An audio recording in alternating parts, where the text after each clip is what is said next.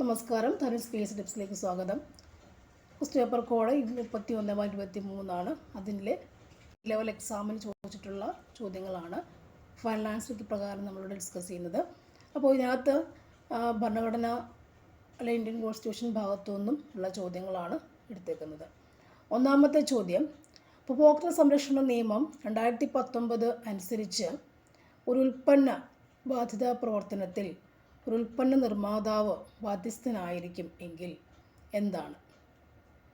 ഉപഭോക്തൃ സംരക്ഷണ നിയമം 2019 അതനുസരിച്ച് ഒരു ഉൽപ്പന്ന ബാധ്യതാ പ്രവർത്തനത്തിൽ ഒരു ഉൽപ്പന്ന നിർമ്മാതാവ് ബാധ്യസ്ഥനായിരിക്കുമെങ്കിൽ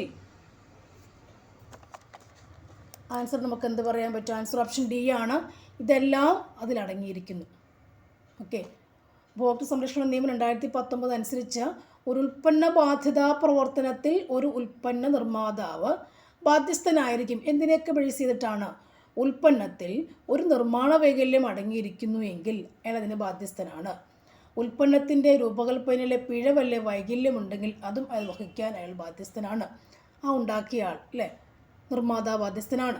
പാലിക്കപ്പെടേണ്ട നിർമ്മാണ സവിശേഷതകളിൽ നിന്നുള്ള വ്യതിയാനം വന്നാലും അല്ലേ അയാൾ പാലിക്കാൻ ബാധ്യസ്ഥനാണ്. ഉൽപ്പന്നം എക്സ്പ്രസ് വാറണ്ടിയുമായി പൊരുത്തപ്പെടുന്നില്ലെങ്കിൽ അല്ലേ, എക്സ്പയറി ഡേറ്റ് അല്ലേ, എക്സ്പയറി നമ്മൾ EX ഒക്കെ നോക്കാറുണ്ട് എപ്പോഴും എന്ത് വാങ്ങിച്ചല്ലേ, അപ്പോൾ അതുമായി പൊരുത്തപ്പെടില്ലെങ്കിൽ എന്നാണ് നിർമ്മാതാവ് അതിൻ്റെ ശിക്ഷ അല്ലെങ്കിൽ എന്താ അതിൻ്റെ ഉത്തരവാദിത്വം വഹിക്കാൻ ബാധ്യസ്ഥനാണ് അല്ലേ. അപ്പോൾ അതാണ് പറഞ്ഞേക്കുന്നത്. ഒരു ഉൽപ്പന്ന ബാധ്യതാ പ്രവർത്തനത്തിൽ ഒരു ഉൽപ്പന്ന നിർമ്മാതാവ് എന്തിനൊക്കെ ബാധ്യസ്ഥനാണ് അല്ലേ. ആ ഉൽപ്പന്നത്തിൽ ഒരു നിർമ്മാണ വൈകല്യം അടങ്ങിയിരിക്കുന്നെങ്കിൽ അതിനെക്കുറിച്ചുള്ള സംഭവങ്ങളുമായി ബന്ധപ്പെട്ട് അദ്ദേഹം അതിൻ്റെ ചുമതല വഹിക്കാൻ ബാധ്യസ്ഥനാണ്. പിന്നെ ഉൽപ്പന്നത്തിൻ്റെ രൂപകൽപ്പനയിലെ പിഴവ് വന്നാലും അതിന് അദ്ദേഹം ബാധ്യസ്ഥനാണ്. പാലിക്കപ്പെടേണ്ട നിർമ്മാണ സവിശേഷതകളിൽ നിന്നുള്ള വ്യതിയാനം അതിൽ നിന്ന് വ്യതിചലിച്ചിട്ടാണ് അല്ലെ മാറ്റി ഉണ്ടാക്കിയതെങ്കിലും അതിനും അയാൾ ബാധ്യസ്ഥനാണ്. അതുപോലെ ഉൽപ്പന്നത്തിൻ്റെ എക്സ്പ്രസ് വാറണ്ടി അല്ലേ, എക്സ്പ്രസ് അതായത് എക്സ്പയറി ഡേറ്റ് അല്ലേ, ഡേറ്റ് നമുക്കുണ്ടല്ലോ എപ്പോഴും നിശ്ചിതമായ ഡേറ്റ് ഉണ്ട്. ആ ഡേറ്റിനപ്പുറമാണെങ്കിൽ അതും പാലിക്കപ്പെടും. അത് പൊരുത്തപ്പെടുന്നില്ല എങ്കിൽ അല്ലേ, ആ ഡേറ്റുമായി പൊരുത്തപ്പെടുന്നില്ലെങ്കിൽ അതിന് കംപ്ലയിൻസ് വന്നാലും അല്ലേ അദ്ദേഹം നിർമ്മാതാവ് അതിൻ്റെയൊക്കെ ബാധ്യത വഹിക്കാൻ ബാധ്യസ്ഥനാണ്. അടുത്ത ക്വസ്റ്റ്യനിലേക്ക് നോക്കാം. താഴെ പറയുന്നവയിൽ ഏതാണ് 42ാം ഭേദഗതിയിലൂടെ ഇന്ത്യൻ ഭരണഘടനയുടെ ആമുഖത്തിൽ ചേർത്തത്? ഏതാണ് 42ാം ഭേദഗതിയിലൂടെ ഇന്ത്യൻ ഭരണഘടനയുടെ ആമുഖത്തിൽ ചേർത്തത്? ആൻസർ ഓപ്ഷൻ ബി ആണ്, സോഷ്യലിസ്റ്റ് ആണ്. 42ാം ഭേദഗതിയുടെ ഇന്ത്യൻ ഭരണഘടനയുടെ ആമുഖത്തിൽ ചേർക്കപ്പെട്ടത് ഏതാണ്? സോഷ്യലിസ്റ്റ് എന്ന വാക്കാണ്. 42ാം ഭേദഗതിയിലൂടെ സോഷ്യലിസ്റ്റ് എന്ന വാക്ക് ഇന്ത്യൻ ഭരണഘടന ആമുഖത്തിൽ കൂട്ടിച്ചേർക്കപ്പെട്ടു. സോഷ്യലിസ്റ്റ്.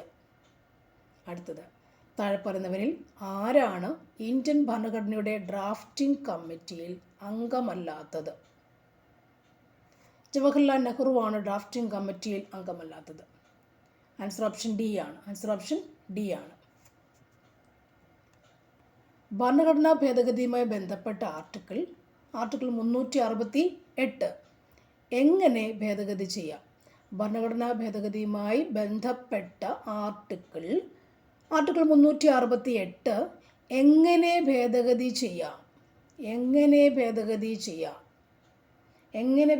ചെയ്യാം?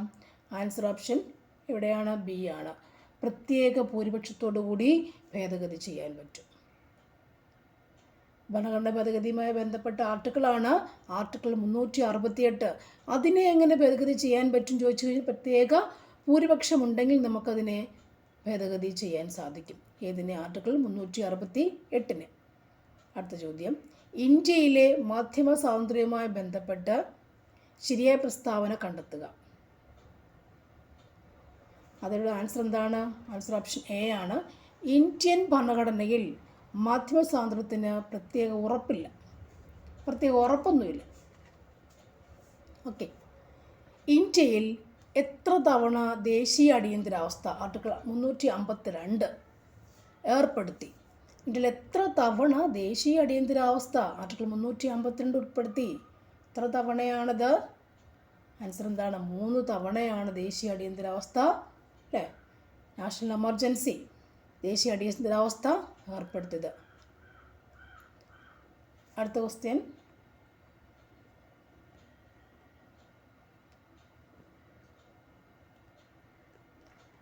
ഇന്ത്യയിൽ ദേശീയ പാർട്ടി അംഗീകരിക്കപ്പെടാത്ത രാഷ്ട്രീയ പാർട്ടി തിരിച്ചറിയുക. 2022 ഡേറ്റ പ്രകാരമാണ്. ദേശീയ പാർട്ടി അല്ലാത്തൊരാൾ ഏതാണെന്ന് ചോദിച്ചാൽ നമുക്ക് എന്ത് പറയാൻ പറ്റണം? ആൻസർ ആം ആദ്മി പാർട്ടി ദേശീയ പാർട്ടി ആയിട്ട് വന്നിട്ടില്ലായിരുന്നു. അടുത്തത് വിവരാവകാശ നിയമം, RTI, റൈറ്റ് ടു എന്നുള്ളതാണ്. ഇൻഫർമേഷൻ, ഒരു വ്യക്തിയുടെ ജീവിതത്തെയോ സ്വാതന്ത്ര്യത്തെയോ കുറിച്ചുള്ള ആശങ്കകൾക്കായി ആവശ്യപ്പെടുന്ന വിവരങ്ങൾ വിതരണം ചെയ്യുന്നതിന് എത്ര സമയം നൽകിയിരിക്കുന്നു? ഒരു വ്യക്തിയെയോ അവരുടെ ജീവിതത്തെയോ കുറിച്ചുള്ള ആശങ്കകൾക്കായി ആവശ്യപ്പെടുന്ന വിവരങ്ങൾ വിതരണം ചെയ്യാൻ എത്ര സമയം കൊടുത്തിട്ടുണ്ട്? എത്രയാണ്? 48 മണിക്കൂർ അതിനു വേണ്ടി അവർ കൊടുത്തേക്കാണ്. 48 മണിക്കൂറിനകവും പറയണം. അടുത്തത്, ദേശീയ ഉപഭോക്തൃ പരിഹാര കമ്മീഷൻ പ്രസിഡൻ്റായി നിയമിക്കുന്നതിനുള്ള യോഗ്യത ഏതാണ്? ദേശീയ ഉപഭോക്തൃ പരിഹാര കമ്മീഷൻ പ്രസിഡൻ്റായി നിയമിക്കുന്നതിനുള്ള യോഗ്യത എന്താണ്? അറിയാമോ? ആൻസർ ഓപ്ഷൻ ബി ആണ്. ഓക്കെ, സേവനമനുഷ്ഠിക്കുന്നതോ വിരമിച്ചതോ ആയ സുപ്രീം കോടതി ജഡ്ജി, സേവനം അനുഷ്ഠിച്ചുകൊണ്ടിരിക്കുന്നതോ അല്ലെങ്കിൽ വിരമിച്ചതോ ആയിട്ടുള്ള സുപ്രീം കോടതി ജഡ്ജിയാണ് ദേശീയ ഉപഭോക്തൃ പരിഹാര കമ്മീഷൻ പ്രസിഡൻ്റായി നിയമിക്കാൻ അർഹതയുള്ളത്. ദേശീയ ഉപഭോക്തൃ പരിഹാര കമ്മീഷൻ്റെ പ്രസിഡന്റ് ആരായിരിക്കണം? അവരുടെ യോഗ്യത എന്തായിരിക്കണം? ഒന്നുകിൽ സേവനമനുഷ്ഠിക്കുന്നതോ വിരമിച്ചതോമായ സുപ്രീം കോടതി ജഡ്ജ്, അല്ലേ? സുപ്രീം കോടതി ജഡ്ജാണ് അവിടെ, ഓർക്കുക. ദേശീയ ഉപഭോക്തൃ കമ്മീഷനാണ്, സുപ്രീം കോടതി ജഡ്ജായിരിക്കണം അവിടെയാണ് യോഗ്യത വരേണ്ടത്. സുപ്രീം കോടതി ജഡ്ജ്, പരമോന്നത നീതിപീഠം, അല്ലേ? സേവനമനുഷ്ഠിക്കുന്ന ആളാവാം, വിരമിച്ച ആളോ ആയിരിക്കണം അതിൻ്റെ പ്രസിഡൻ്റായി വരേണ്ടത്. അത് ഭൂമി പദ്ധതി ആരംഭിച്ച സംസ്ഥാനം ഏതാണ്? കർണാടകയാണ്. ഭൂമി ആരംഭിച്ചത് കർണാടക. കേരളത്തിൽ പ്രവർത്തിക്കുന്ന പ്രസ്തുത സംസ്കൃത നാടകവേദിയുടെ പേര്? സംസ്കൃത നാടകവേദി ഏതാണ്? കൂടിയാട്ടം, അല്ല? പേര് വായിക്കും വേറൊന്നിനും തോന്നില്ലേ? പക്ഷേ സംസ്കൃത നാടകവേദിയാണെന്ത്? കൂടിയാട്ടം. കേരള കലാമണ്ഡലം സ്ഥിതി ചെയ്യുന്ന എവിടെയാണ്? അറിയാത്ത ആരാ ഉള്ളത്? തൃശ്ശൂർ. കേരളത്തിലെ ഉത്രട്ടാതി വള്ളംകളിയുടെ വേദി, വള്ളംകളി നടക്കുന്ന എവിടെയാണ്? ആറന്മുള, അല്ലേ? പമ്പാ നദി. 2026 വിൻ്റർ ഒളിമ്പിക്സിന് ആതിഥേയത്വം വഹിക്കുന്നത് ആരാണ്?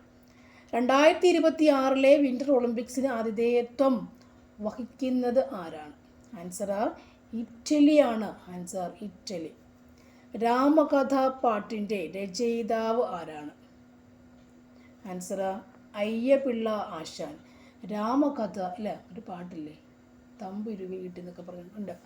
അപ്പം ഞാൻ അങ്ങനെ തെറ്റിദ്ധരിച്ചു. രാമകഥാ പാട്ടിൻ്റെ രചയിതാവ് ആരാണ്?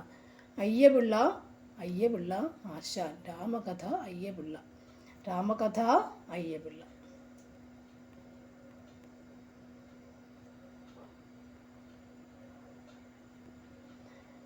അടുത്ത ക്വസ്റ്റ്യൻ, തീക്കടൽ കടഞ്ഞു തിരുമധുരം എന്ന നോവലിൽ ജീവിതകഥ ചിത്രീകരിച്ചിരിക്കുന്ന മലയാള കവി ആരാണ്? തീക്കടൽ കടഞ്ഞു തിരുമധുരം എന്ന നോവലിൽ ജീവിതകഥ ചിത്രീകരിച്ചിരിക്കുന്ന മലയാള കവി ആരാണ്? ആൻസർ തുഞ്ചത്ത് എഴുത്തച്ഛൻ. അരുവിപ്പുറം പ്രതിഷ്ഠ നടന്ന വർഷം ഏതാണ്? വർഷം 1882. 8 അരുവിപ്പുറം, 8 കളികളാണ് അവിടെ. തിരുവനന്തപുരം പഴയ വിക്ടോറിയ ഹാളിൻ്റെ പേര് എന്താണ്? അയ്യങ്കാളി.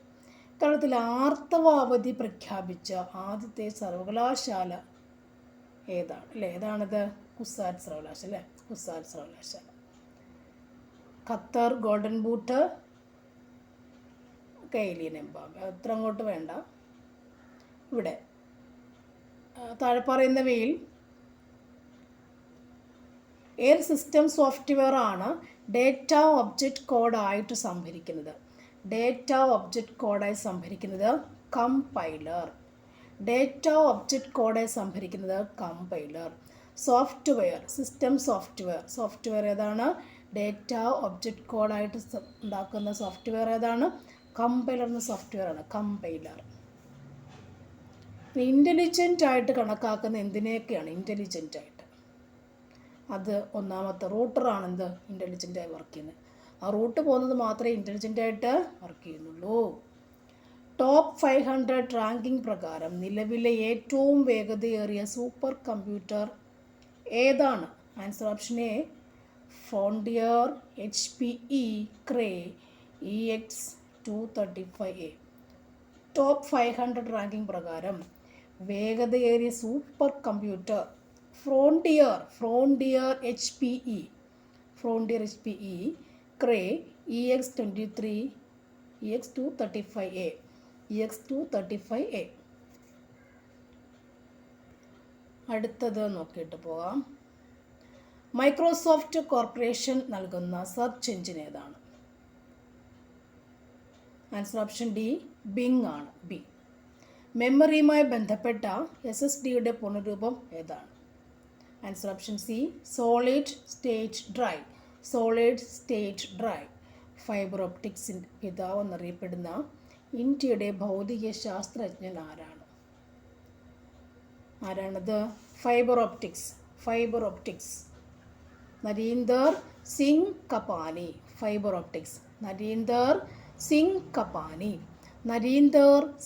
കപാനി.